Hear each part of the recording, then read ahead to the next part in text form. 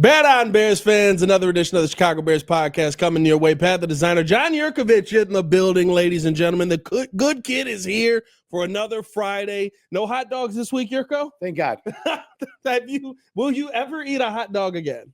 Probably yes. How long will it take before you get back to it? It'll be in the summer sometime at a carnival. Oh, okay. You were jumping right back on the hog there. It'll be a corn dog. Oh, I do like a corn dog. I do anticipate the corn dog will be the next hot dog that I eat. So. Corn dog is a dangerous beast right there. Beautiful. I love a corn dog. I like taking a ketchup, mustard, mayo and combining you all do a mix? three of them. Yeah. And if you want to put a little relish in there, you could, but I don't do that. And then just slathering it on the dog and just eating the corn dog on a, dog on a stick. It's fantastic. Dog on a stick, glizzy on a stick. It's got to be a carnival-like atmosphere because they come off hot. Yeah. Hot. You got to have the home corn dogs don't hit the same. No. Nope. They used to be elite when I was a kid. I don't know why that changed. And they wrap pancakes around a hot dog now. I have seen that. I don't like that. You're not a pigs in a blanket guy. Nope. I mess with a good pigs in a blanket. Plus, when they make it at the carnival, you literally see the hot dog go on. You see them dip it in the batter. You see it go in. Only God knows what you get in the freezer. You go in there pre-made, and they're pre-made. Only God knows what they're utilizing. I love that you're all in on carnival food, but not in on what's being. Well, like I said though, when you see it, you got the stick. Yeah. You got the dog goes into the batter, goes into the deep fryer. Boom. But that's what I see. Well, what's in the dog? We don't know what's in the dog. Well, the dangerous I think part. we do know. do we know? We know exactly what's in the dog, and we don't care. Everything on the pig, but the oink. Because if you're going to commit to having the hot dog, it's not the best thing in the world. That's why they call it a guilty pleasure. Ooh. Yeah, it's not a pleasure. It's a guilty pleasure. I've been guilty of knocking down a few corn dogs. It's going to cause some pain. Yeah. We got the numbers up here, 12 dogs. There was some pain involved in that. Well, it was pain when I made the decision to go. All right, it's go time. And then it was 4. So I went from 4 to 10 in a matter of hour and a half. So it was 2-2-2. And then I knew if I could get one done. So I was done by 7 with the 10. I knew if I could eat one at 8:30 and then one at 9:30, I'd be able to get out of here at 11 o'clock. And there were a lot of skeptics in the world. Oh, Jurko's not going to stay. Oh, who's going to be? We don't trust him. Yeah, leave your marital stuff out of this, guys. Okay. I stayed to 11. That's when I was supposed to stay. I probably left at 11:04. I probably stayed 4 minutes extra. Leave the marital stuff out of it. Your lack of trust. Don't trust the wife, and they didn't trust you. Sorry, I don't know what to tell you.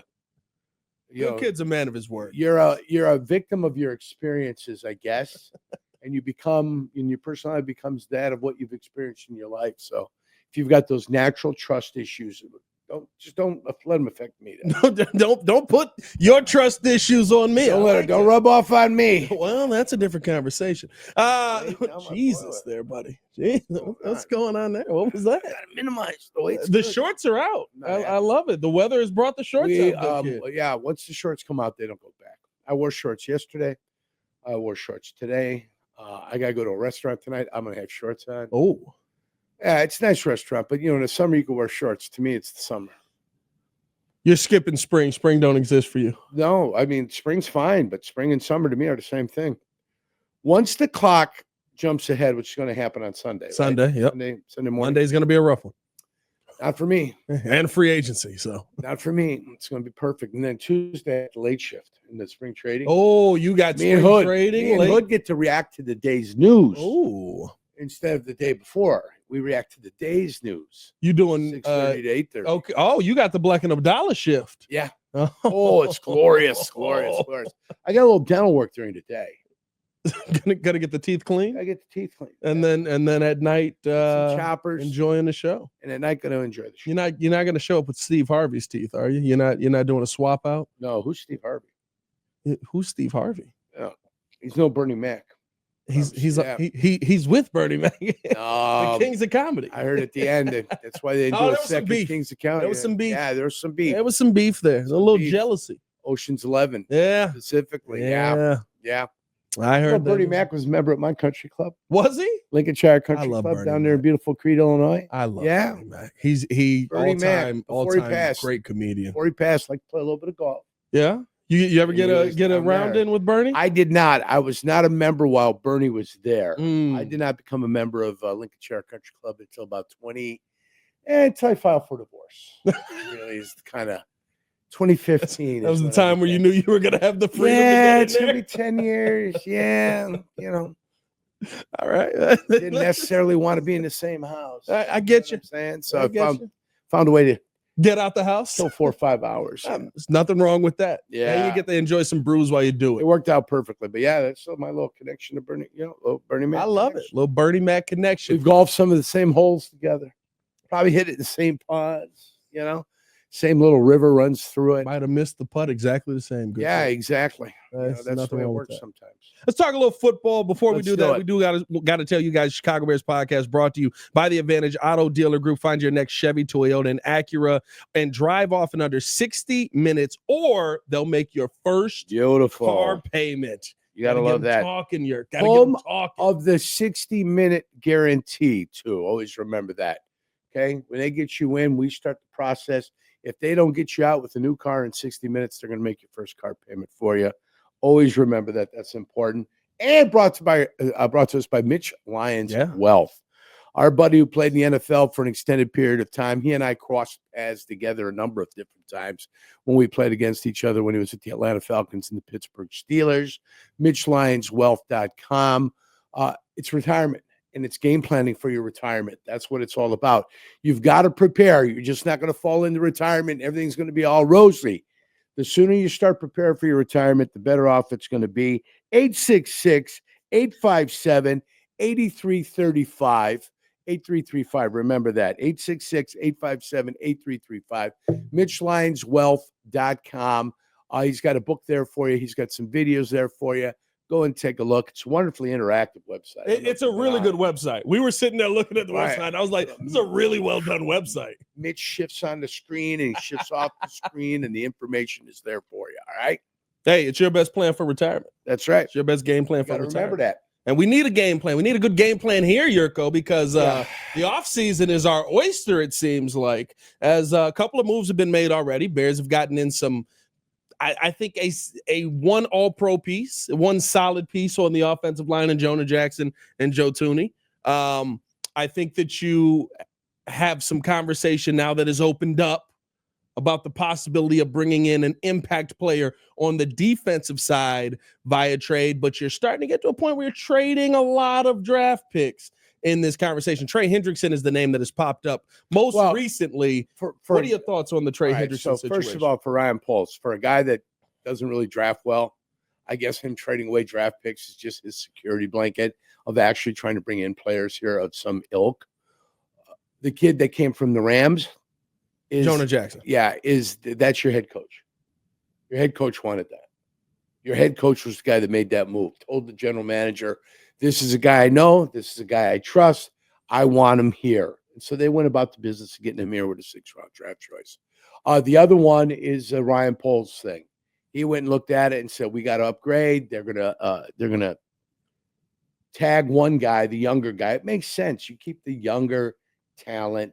He can be there for an more period of time. And if you're going to sacrifice the old guy. They sacrificed the old guy. So Thuney's here with the Bears. Yeah. You get Dahlman. Dahlman's not going to be expensive. For a center, maybe expensive. For an offensive lineman, not expensive.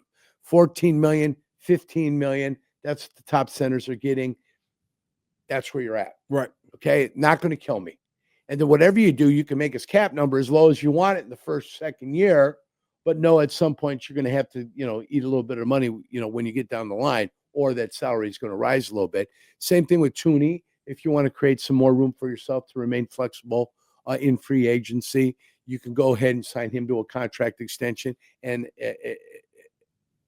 affect the number the way the number is right now. Same thing with the 28-year-old guard you just got, depending upon what his contract looks like. This year it looks tough, but next year it doesn't look that tough at all. So you get some money back next year.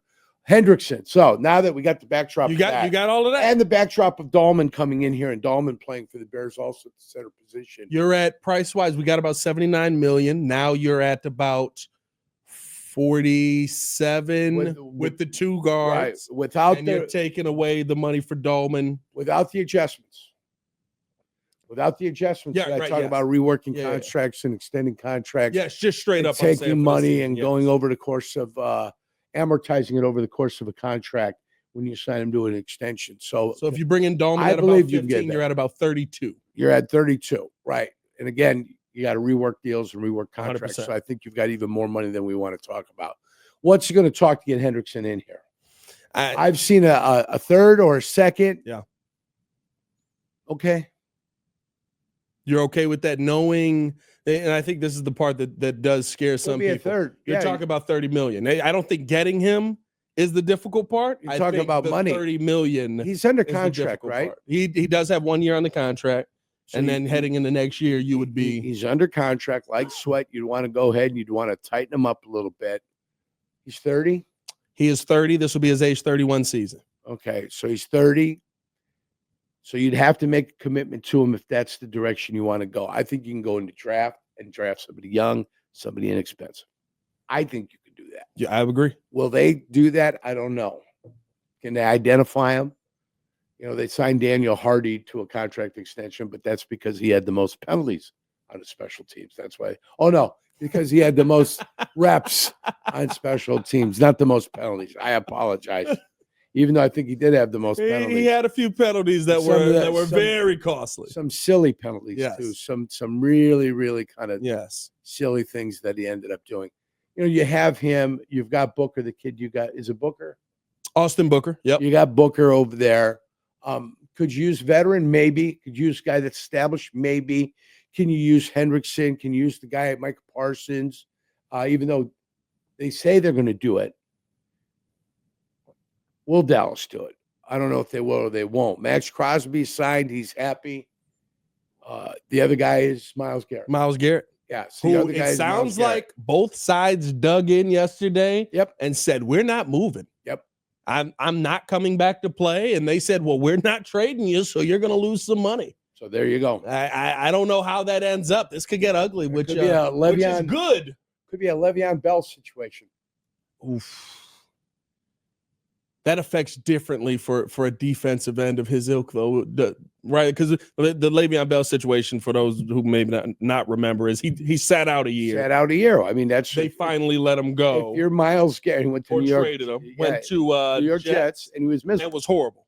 It was miserable and was horrible. Yeah, it was miserable and horrible. Yeah, the fall off was immediate. the bad combination of it, and then career hasta la bye-bye. Yeah, career went goodbye.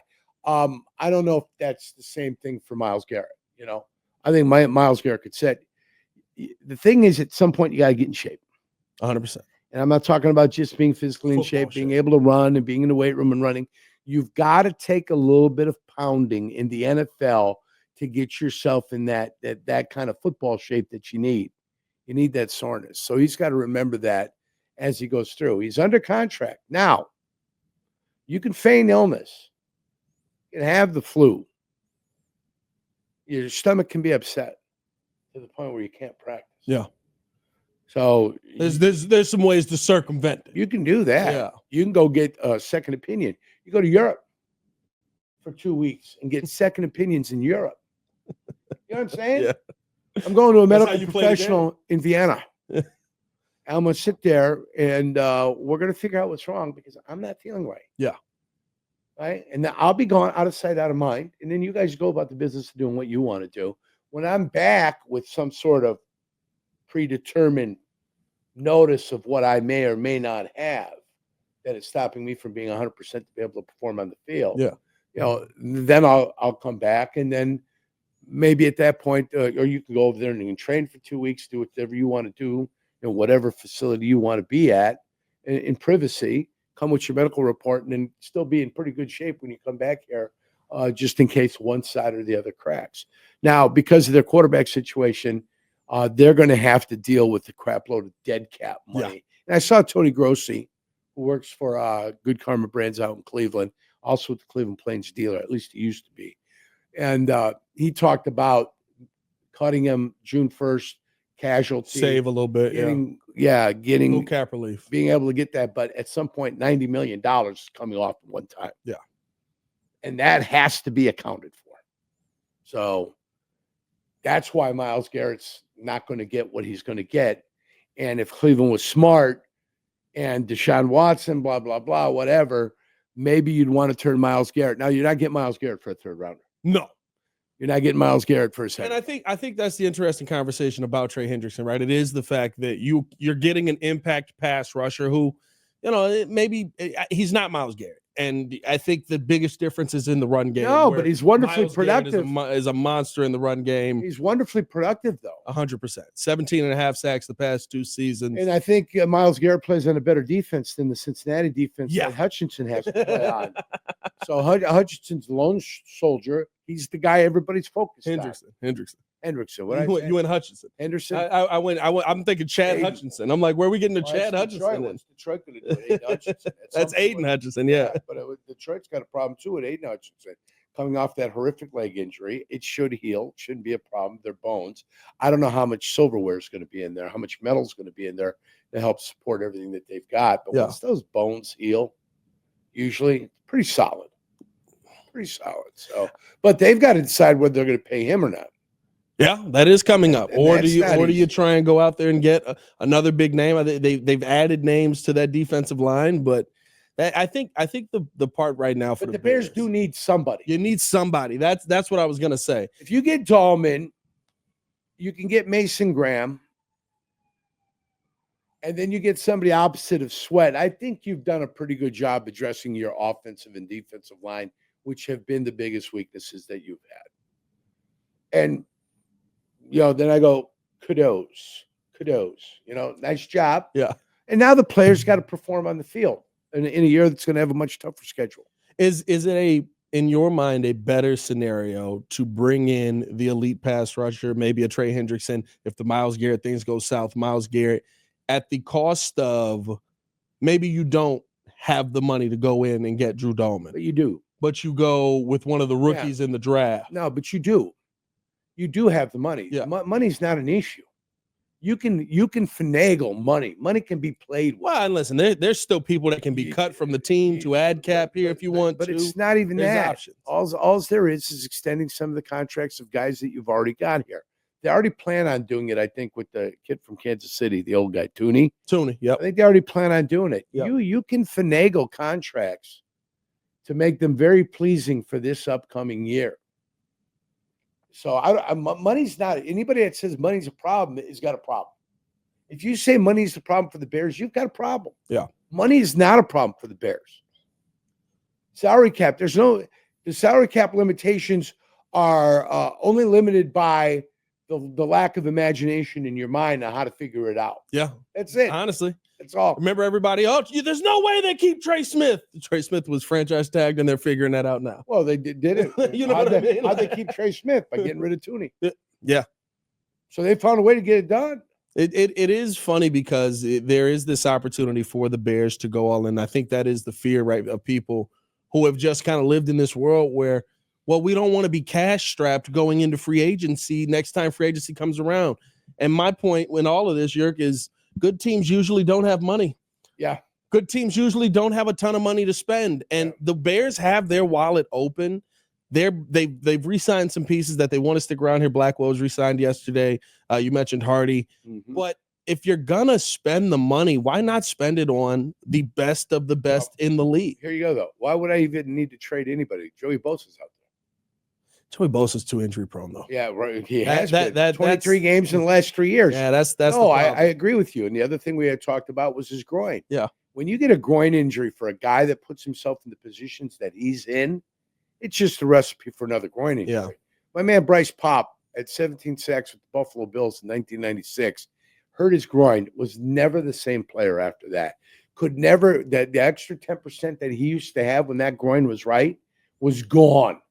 And he turned himself from a guy that can get after the quarterback just to a guy that he rushes the quarterback and he'll get 4 or 5 or 6 sacks during the course of a 16-game season. That's the difference. 17 in a year in a 16-game schedule and 6 sacks in a year, it's a world apart.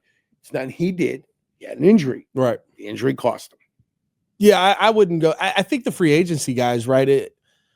Everyone keeps saying it because money isn't the issue, right? Why not just go get Josh Sweat? And to me, I don't know if you feel this way, Yerk, but Josh Sweat to me feels like a very similar Montez Sweat kind of player. I would rather have the guy who sweat to sweat connection. I would rather have a guy who you look at and say, not that Montez is bad, and I think he can be 8 to 10 sacks a season, but I want to look on the other side and go, well, I know he can be whatever it is. And I think Josh Sweat's good, but I don't know if he's great. And I don't know if great is that jump that he's going to take. He was great in the Super Bowl. He had a great season on a great defensive line that took a lot of focus off of him. We've seen with Khalil Mack here that when you are the focus, it becomes a lot harder. Mm-hmm. And I think that that's a problem that if you bring Sweat here could show its head. That was the problem we had with the guy from Miami, the Bears, who was opposite Jason Taylor. Adewale Ogunleye. Yeah. Remember him? Yep. Could he be the guy? Yeah. He was good at being the second fiddle. But when the focus of the offense is on you, can you still be the guy? That's the challenge. Would there have been a Dwight Freeney without a Robert Mathis? Would be a Robert Mathis without a Dwight Freeney? That's the question you ask yourself. But the two of them played together, so it was kind of nice for each one of them. They kind of fed off of each other. It made it easy. Yeah. Yeah. We'll see what the Bears end up doing there with the in the free agency. I think the Trey Hendrickson conversation is an interesting one to see if the Bears are going to pull the trigger on that, especially with the low capital and they got the money to spend. I'm not out on it. In fact, I'm probably more in than I am out on it because I think you get an answer. And that's what the Bears need this offseason. They need answers. I told you, my ideal combination is Dahlman, Mason Graham, one of these defensive ends. If it's Hendrickson and it's a third-round pick, yeah, okay. What if it was it's you not, don't look back on that deal with regret. I saw somebody say, where is Cincinnati? Are they at 17? Cincinnati's at 17. So you flip them, they go from 17 to 10. We did this in our mock draft yesterday. Yeah. Right? Yeah. So 17 to 10, that's a lot of points. You move up 7 spots. Now you're not getting Mason Graham at 17. No. You're still getting a solid player, though. But you're also not giving up a draft choice specifically. You're just giving them 7 spots, which has a value. And in that scenario, you still probably get draft capital back as well. Yeah. So you're giving them what we did yesterday. We traded 10 for 17. We get Trey Hendrickson. We get 17. We got 81 in the third round. And there's still some really good impact pieces in that third round. I think it's 17. You can get a great offensive lineman. You can get some good pass rushers. There's impact players. There's impact players throughout the draft. Yeah. I mean, you don't have to be a full. I told you how the Goose, Tony Siragusa, and Yeah. John Randall slipped to the draft in 1990. There's 12 rounds they slipped to the draft. You got Mark Bortz and Richard Dent in the 8th round. You know, this nowadays they'd be free agents. Shannon Sharp was a 7th round draft choice by Denver. Puka Nacua is a 6th round draft choice. Your 3rd rounder is Cooper Kupp. Yeah. I mean, that's all they do. The Rams that's all they do is they just find receivers. They find late talent. Late in the draft. Yeah. They signed Tutu Atwell to a contract yesterday, so they're keeping Tutu. But they're moving on. Some great names on that team. You know, Cooper, what are you going to do with Cooper? Everybody's talking about trading him. Well, the whole world's seen the best of Cooper. Devontae Adams gets released. I mean, I'll take Devontae Adams at 32 over a lot of guys. Yeah. You know, Larry Fitzgerald wasn't done when he got let go by Arizona. He still had some productive years after that. So, there's players to be found.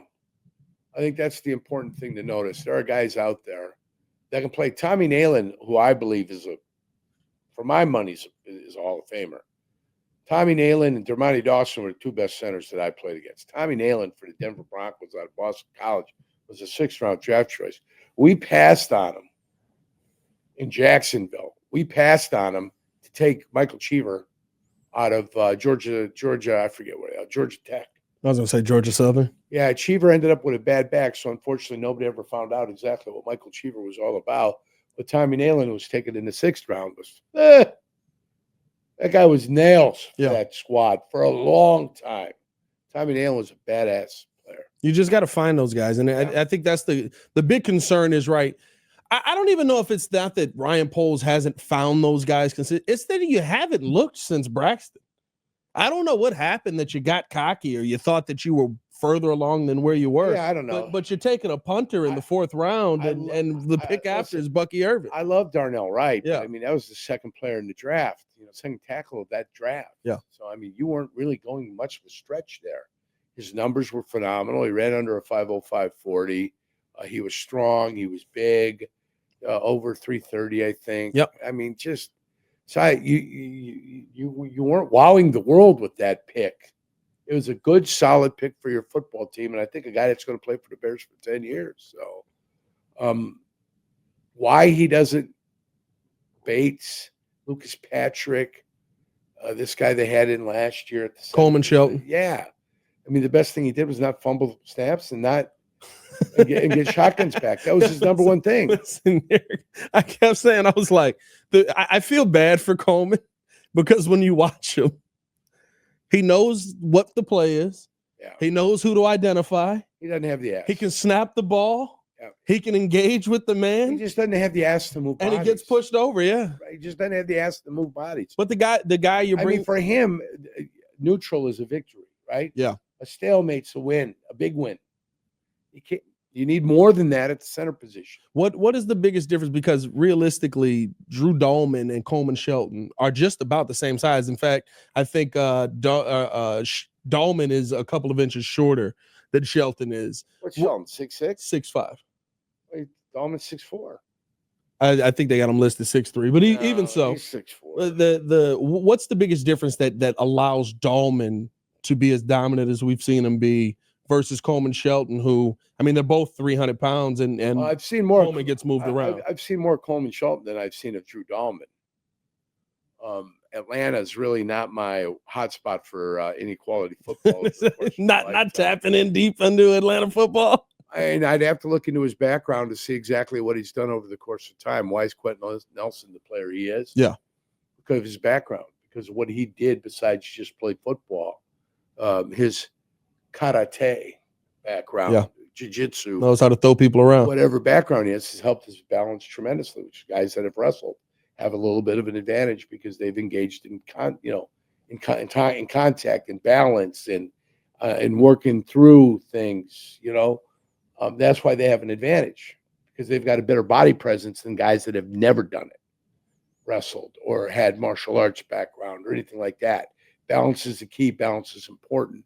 I always say the best offensive linemen that are out there get into you, and they wait for you to make a mistake, and then they take advantage. Yeah. And it was the way I always played defense. I got in there, I kept my technique, and I kept my focus, and when they made a mistake because they were getting into the play or this, or they got a high, that's when you take advantage of people. Yeah. Hopefully we see a little bit of that here in Chicago. I need some wrestlers. I need some guys that know how to throw some people around. It'd be fun to see an offensive line. Only since 2000, good kid. One offensive line All-Pro. For the Bears. For the Chicago Bears. Yeah. Since 2000. Olin Kreutz, 2006. Olin. Only one. We now have two. Drafted in? As we drafted in 99? 1998. For Olin Kreutz. That feels right, actually. Oh, it is. Yeah, that's right. Him and Casey Wegman. Yeah. Both of them. They both started in the first game of the year against the Jacksonville Jaguars. How do I know? I was there. Oh, little matchup against Olin? Game. 28-27 victory. No, I was playing against Valerio. Oh, okay. All right. We did a little bit over under, but we mostly were an even front, inside, outside eye.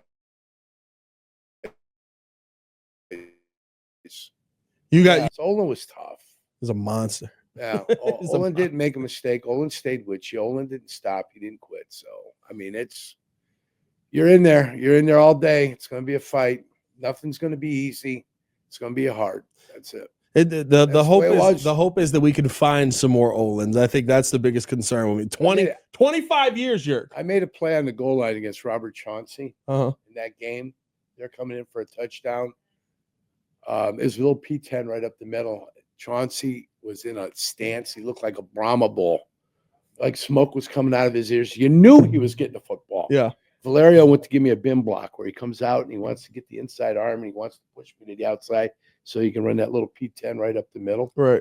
Linebackers won't have time to crash in there and get him. They won't get a solid piece of him. I knew it was coming. He went to go post that. I got the arm by, just threw myself into the pile, stopped his first momentum. Then the rest of the boys converged upon him. They had to kick the extra at the field goal, which allowed us the chance to come back. They were up 27-21 at that point. They kicked the field goal to make 27-21. We came down, scored a touchdown. Crushing Bears fans' dreams, good kid. Come on. Loved it. I didn't like to lose at Soldier Field when I came home. I was gonna say, was it a special feeling winning? I want to win, no matter what. Yeah. 95 money on your mind. You can never get enough. 94-93, we won the games at Soldier Field. The rest of the years, not so much. Oh, yeah, had a tough time in Soldier? 91-92. My first game ever was in Soldier Field. What's your record here in Soldier? Miami Dolphins preseason game. Hampton, McMichael, all the guys were on the field. Not that I remember. August 11th, 1990. Do you know your record as Soldier? Well, there's 3-2, 3-2, 4-2. 4-2 as Soldier? 4-2 at Soldier. Not a bad day. That's wins. Kick their asses. Regular season game. Yeah, there weren't a lot of playoff matchups. No, I'm talking about preseason don't count too, because I played the Bears in Cleveland in 1999. Oh, in preseason. The Bears are out there. Les Grobstein's running onto the field going, Jurko, they split up the monsters of the midday. What's your comment? And they split up the heavy fuel crew. And I go, oh, my God. And I almost knew. I almost said it. I go, they split up the gruesome twosome. That's what I call it. The gruesome twosome. I go, oh, my God, there's got to be major chaos in Chicago. Little did they know there was major chaos in Chicago. Yeah. It wasn't good. Yeah. Hey, man. All right, I got to go. For tuning in and showing love. Minutes. Jeez. Yeah. Well, thank you. Thank you somebody's for coming through here. Somebody's got to give me overtime. Appreciate y'all for tuning in and showing love. Hit the like button, subscribe to the page, leave a 5-star review. Y'all know what to do. For the good kid, it's your boy Pat the Designer back at it again. Y'all stay safe out there, Chicago. Peace.